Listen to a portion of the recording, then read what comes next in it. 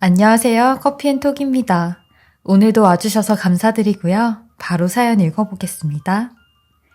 안녕하세요. 저는 평범한 40살의 직장인이자 두 아이의 엄마입니다. 제가 여태까지 결혼 생활을 하면서 별의별 일들이 다 있었는데요. 이번 일만큼은 정말 경악스러워 이렇게 사연을 보내게 됩니다. 저는 결혼도 비슷한 여건의 남자와 했는데요. 한 가지 특이한 점이 있다면 저희 엄마와 시어머니가 고향 친구세요. 엄마는 중학생 때까지 고향에서 사시다가 수원으로 이사를 왔는데 이사를 오면서 저희 시어머니랑은 연락이 끊겼대요. 근데 나중에 연락이 되면서 옛날처럼 친하게 지내다가 저희를 소개시켜 주신 거죠. 서로가 서로의 보증이라면서요. 그렇게 저는 남편을 만나 연애를 했고 결혼까지 하게 되었어요. 그리고 순자 아줌마에서 시어머니가 되었죠. 제가 남편을 정말 잘 만났다고 생각이 드는 게 남편은 이날 이때까지 살면서 제 속을 한 번도 썩여본 적이 없는 사람이에요. 속이 꽉 차서 가끔씩은 제가 더 마음이 아플 정도로 모든 걸 혼자 다 짊어지곤 하거든요. 이런 성격이 꼭 저희 시어머니를 닮았어요. 시어머니께서 워낙 정이 많으시고 뭐든 있으면 나누려고 하시고 저한테도 얼마나 잘해주시는지 며느리라고 시집살이 시키는 것도 없었죠. 사실 남편과 결혼할 때 제일 먼저 들었던 걱정이 저희 엄마와 시어머니가 친구 사이인데 사돈지간이 되면서 괜한 걸로 의리가 틀어질까봐 조심스러웠는데 전혀 그런 게 없었어요. 시어머니가 워낙 저를 딸처럼 생각해 주셨고 남편한테도 미정이 힘들게 하지 말고 웬만한 집안일은 네가 좀 도와서 하고 그래라. 그리고 살다가 미정이 눈에 눈물이라도 흐르는 날이면 너는 아주 나한테 혼날 줄 알아라 라고 하실 정도니까요. 이런 말이라도 정말 감사했죠. 그리고 시어머니가 저를 더 챙겨주셨던 이유가 있었는데 제가 결혼하고 얼마 안 돼 엄마가 돌아가셨어요. 엄마가 악성 뇌종양 진단을 받으셨는데 하늘나라 가기 전에 제 결혼식은 무조건 보신다고 저한테만 이 사실을 숨기셨거든요. 저희 가족은 물론이고 시어머니와 남편도 알고 있었는데 저만 모르고 있었죠. 아무튼 이런 것 때문에 저를 더 챙겨주시는 것 같아요. 저도 이런 시어머니의 감사함에 며느리로서 최선을 다하고 있는 중이죠.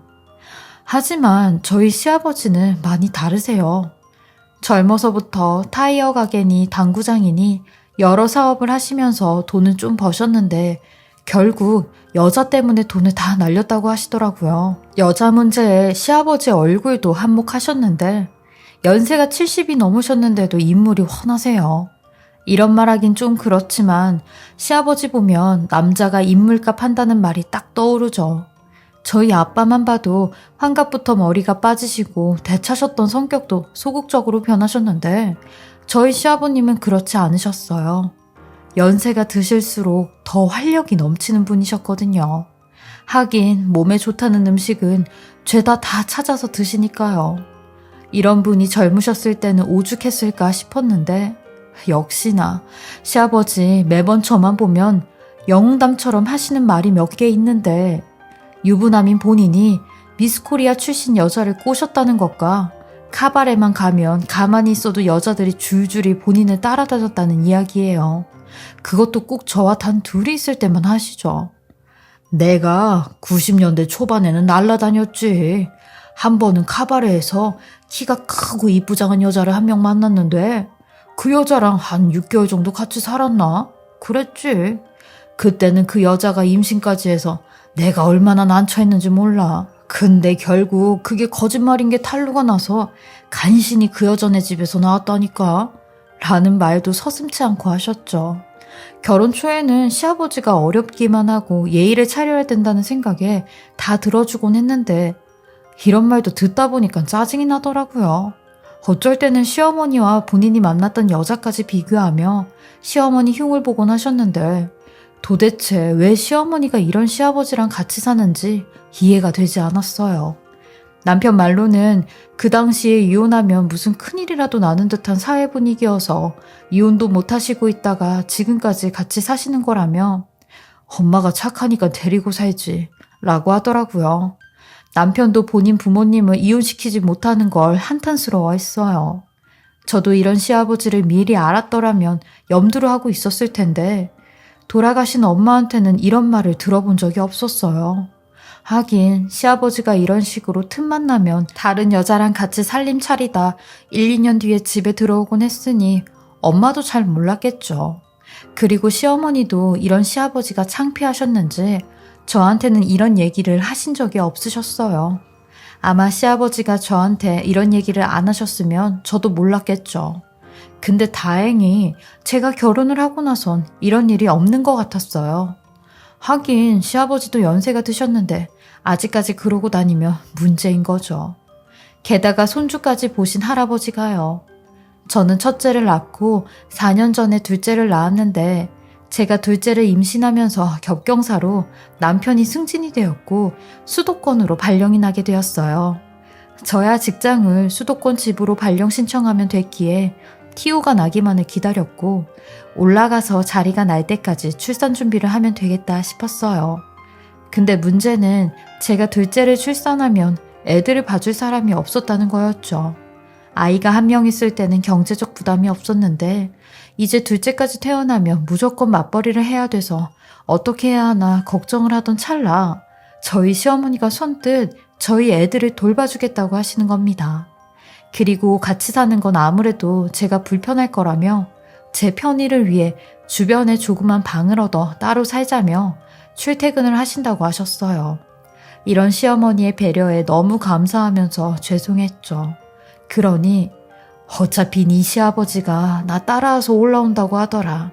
그러니까 너희 집에서는 더더욱 같이 못 살지. 나 혼자만 올라가면 나도 니네 집에서 지낼 텐데 네 시아버지 때문에 안 돼 라고 하셨어요. 그렇게 시부모님은 저희가 사는 빌라 근처에 투룸짜리 방을 얻으셨고 거기서 생활을 하셨어요. 저희 둘째 유치원 갈 때까지만 봐주신다고 하셨죠. 그러던 어느 날 시아버님이 제게 야, 희찬애미야, 여기 주변에는 뭐 놀 데 없냐? 네 시애미는 맨날 애들 보러 나가고 집에는 나 혼자만 있는데 이거 원 심심해서 죽겠어 라고 하시길래 저는 잘됐다 싶어 옆집에 사시는 할아버님을 소개시켜드렸어요. 가끔 오며 가며 마주칠 때마다 얘기를 듣곤 했는데 옆집 할아버님이 저희 시아버지와 동년배이시더라고요. 그리고 이곳에 오래 사시며 노인대학도 다니시고 게이트볼도 치러 다니시고 바쁘게 사신다고 한 게 생각이 나서 시아버님을 소개시켜드렸죠. 그러니 며칠 뒤 저희 시아버님도 노인대학에 다니신다고 하는 겁니다. 시어머니도 하루 종일 집에서 TV만 보고 있는 것보단 낫다며 가서 뭐라도 하라고 하셨죠. 저는 가끔 옆집 할아버님을 통해 시아버님의 소식을 듣곤 했는데 웬 찜찜한 소리를 하나 하시는 겁니다. 저기 애기 엄마도 그쪽 시아버지 조심 좀 해야겠수. 아주 속이 시커먼 사람 같고 퇴폐스러운 사람 같던데. 이그 나이 먹어서 왜 그러고 다니는지 하시는데 그게 무슨 소리냐고 하니 끝까지 남사스러워 말을 못하겠다고 하는 겁니다. 느낌이 좀 이상했지만 그러려니 넘어갔어요. 그러던 어느 날 시어머니의 큰오빠 아내분이 돌아가시면서 급하게 시골을 내려가야 되는 상황이 왔어요. 다행히 그날이 토요일이라 남편과 같이 가실 수 있으셨어요.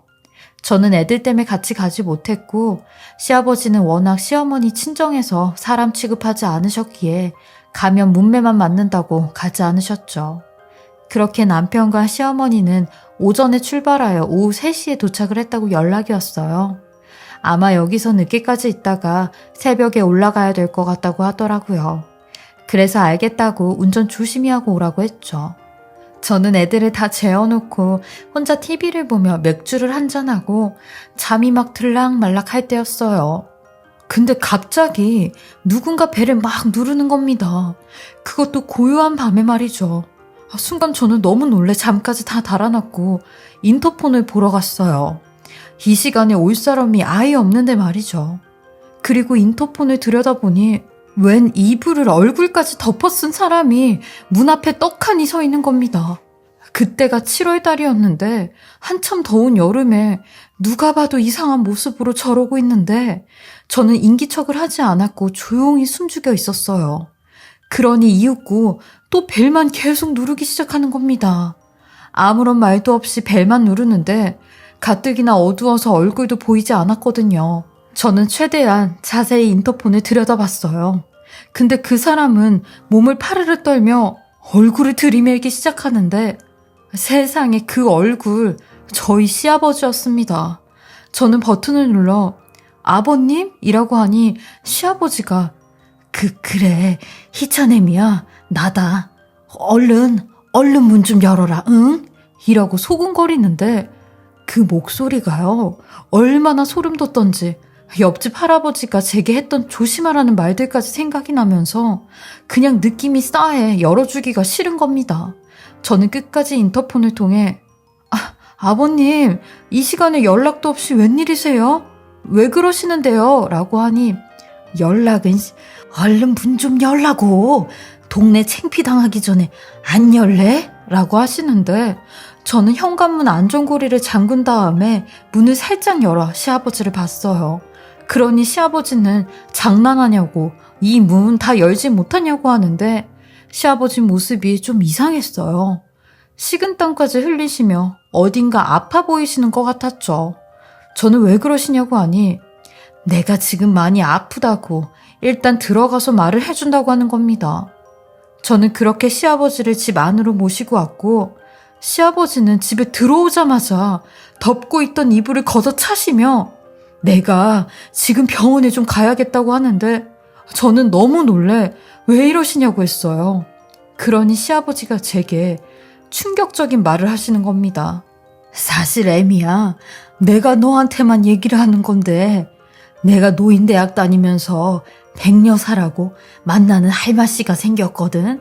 아니 근데 그 할마씨가 나한테 남자한테 좋은 거라며 먹어보라고 이걸 주더라고. 아이 근데 이걸 한꺼번에 먹는 바람에 심장도 미친 듯이 뛰고 속도 메스껍고 아이 눈까지 침침하니 쓰러질 것 같다 라고 하시는 겁니다. 저는 그 얘기를 듣자마자 바로 119를 불렀고 남편한테도 연락해 대학병원으로 오라고 했어요. 자세한 건 만나서 얘기해준다고 했죠. 구급차 소리와 구급대원 소리에 온 동네가 시끌벅적해졌고 저희 옆집에 사는 할아버지도 나오셔선 시아버지의 모습을 보고 저 노인네 왜 저러고 있냐고 하는 겁니다. 저는 일단 병원에 가야 하니 정신이 없는 채로 구급차에 올라탔고 시아버지는 병원에 가자마자 진정제와 위세척을 동시에 하시는데 병원에서도 얼마나 민망하던지 개벌은 난 못 준다고 나이 70 먹고 이게 뭐 하시는 건가 싶었어요. 그것보다 혹시 동네에 이상한 소문이 돌까 그것도 걱정이었죠. 저는 그런 시아버지를 응급실에다 모셔두고 잠깐 전화를 하러 밖으로 나왔는데 제 전화통화 소리를 듣고 어떤 백발의 할머니가 저한테 저기 혹시 김영찬 씨 며느님 되시나요? 라고 하는데 그분이 백녀상가 뭔가 하시는 분 같았어요. 저는 그분을 보고 도대체 연세 드신 분들이 뭐 하시는 경우냐고 했어요. 부끄럽지도 않냐고 했죠. 그러니 이걸 어쩌냐고 김영감님이 그걸 다 드시면 어쩌냐고 하는데 어이가 없어서 할머니 지금 그게 말이라고 하세요? 지금 두 분이서 불륜 저지른 거 인정하시는 거예요? 저희 시어머니한테 상간녀 소송 당하시고 싶으세요? 라고 하니 늙은이들끼리 재미 좀 보려고 하는데 무슨 불륜이냐며 되려 저한테 삿대질을 하기 시작하는 겁니다. 그러더니 곧이어 어떤 다른 할머니가 저희 곁에 오더니 아니 백씨 여기를 어떻게 왔어? 라고 하는 겁니다. 그러니 그 백여사라는 분이 나 우리 김영감님 때문에 왔는데 그러는 그쪽은 여기 어떻게 온 거야? 아직도 우리 김영감님 못 잊어서 스토커즈 타고 다니는 거야? 라며 자기들끼리 막 큰 소리를 치고 싸우는데 둘이 싸우는 얘기를 들어보니 참 시아버지 그 몇 달 만에 이 두 분하고 불륜을 저지른 겁니다. 저는 그 소리를 듣고 진짜 대단하다 대단해 싶었어요. 제가 두 사람을 어이없게 쳐다보고 있으니 나중에 온 할머니가 나요 우리 김영감님 좀 만나야겠으니까 그 출입증 좀 주셔요 라고 하는데 할머니들이 그렇게 저희 시아버지 보호자하고 싶으시면 당장 좀 데리고 가라고 했어요. 저희 시어머니가 안쓰러워서 도저히 이 꼴 못 본다고 하며 그 출입증 바닥에 집어 던지고 왔죠. 그리고 남편한테 연락해 병원에 올 필요 없다고 했어요. 그러니 왜 그러냐고 하길래 시어머니한테 전화 좀 바꿔달라고 해 전부 다 빠짐없이 말씀을 드렸습니다. 그러니 시어머니는 저희 집에 오셔선 희찬애미야, 내가 네 얼굴을 볼 면목이 없어. 너도 얼마나 놀랐겠냐. 저 인간이 그러고 너를 찾아갔으니. 아휴, 내가 정말 저 인간을 데리고 산 내가 등신이지 등신. 이라며 땅이 꺼져라 한숨을 쉬시는데 대화의 절반이 한숨이었죠. 저는 그런 시어머니에게 어머님, 이제라도 어머님 인생에서 아버님 지우세요. 연세가 70이 되셨는데도 저러고 다니시면 아마 돌아가실 때까지 그러실 거예요. 저는요, 어머님을 엄마나 다름없이 생각하는데 내 엄마가 이렇게 상처받고 맘 졸이는 거 싫어요. 라고 했어요. 그러니 시어머니는 절 붙잡고 펑펑 우시며 그래, 네 말이 맞다. 내 인생에 이혼이라는 오점 안 남기려고 어떻게든 저 인간 갱생이 되겠지 했는데 이건 아니지. 동물만도 못한 개만도 못한 인간이 이건 아니지 라고 하시며 당장 이혼 소송하시고 그 할머니한테도 상간녀 소송할 거라고 하시는데 병원에서는 보호자를 찾는다는 연락이 왔어요. 너무 아이러니하게도 이럴 때는 저희 시어머니가 보호자 역할을 해야 하니 분통이 터졌죠. 시아버지는 면목이 없다며 나도 꽃뱀 할마씨한테 당한 거라고 하는데 그 말에 시어머니는 소리를 지르시며 야 인간아, 꽃뱀이고 뭐고 나는 당신이랑 이혼할 거니까 네가 그렇게 좋아하고 밝히는 그 짓거리 100살이 될 때까지 아주 맘대로 하고 다녀 하며 보호자라고 나한테 연락도 하지 말라고 하셨어요. 시아버지는 저를 붙잡으며 너라도 네 시애미를 말려야지 가만히 보고만 있냐고 하는데 저는 그런 시아버님에게 이거 놓으라며 제가 왜 그래야 되냐고 했어요. 저도 아버님 아주 소름 끼치고 징그럽다고 했죠. 그렇게 저와 남편은 시어머님 이혼하시는데 발벗고 나섰고 시어머니는 저희랑 같이 지내시면서 다치신 마음을 많이 다스리고 계셨죠. 이혼 소송 중에도 시아버지는 몇 번이나 저희 집에 찾아오셨어요. 일부러 저희 남편이 없을 때만 집에 왔는데 남편이 있으면 힘으로 내쫓길 걸 아니까 저희 둘만 있을 때 오시는 거였죠. 그리고 어머님한테 미안하다고 다시는 안 그러겠다고 하시며 다 늙어서 무슨 이혼이냐고 이혼하면 나는 어쩌냐고 혼자 쪽방에서 죽을 때까지 살아야 되는 거 아니냐고 하시는데 여태까지 산 거 그냥 정으로 같이 살며 늙어가자고 하시는 겁니다. 저는 그런 뻔뻔한 시아버지한테 너무 화가 나 촌철살인했어요. 아버님은 돌아가실 때까지 쪽방에서 사시는 게 겁이 나세요? 그럼 어머님은요? 어머님은 돌아가실 때까지 아버님이라는 쪽방에 갇혀서 살아야 되는데 그것보다 더 불행이 어디 있어요. 어머님도 남은 여생 행복할 권리가 있는 여자예요. 그러니까 어머님 좀 그만 괴롭히시고 조용히 이혼 소송하세요. 여태까지 아버님한테 받은 상처 그거 하나로도 족하니까 더 이상 어머님 괴롭히지 마시라고요. 라고 했죠. 그러니 어머님은 제 손을 꼭 잡으시며 눈물을 꾹꾹 참으시더라고요. 그리고 시아버지가 가자마자 저한테 네가 진짜 내 딸 같다. 너 없었음 이혼은 생각도 못했을 거다. 라고 하셨어요. 이혼 소송은 당연히 시어머니가 유리하게 진행이 되었고 시아버님의 부정한 행위가 버젓이 증거로 있기에 법원에서도 시어머니 손을 들어주었죠. 지금은 저희 시어머니 이혼하시고 얼굴이 더 밝아지셨어요. 예전에는 남들의 시선 때문에 이혼이 정말 어렵다고 생각을 하셨는데 하고 나니까 진작 이혼을 할 걸 왜 그렇게 살았나 하시더라고요. 저와 남편은 이런 시어머니의 행복과 건강을 위해 늘 아낌없는 사랑을 드리고 있는 중입니다.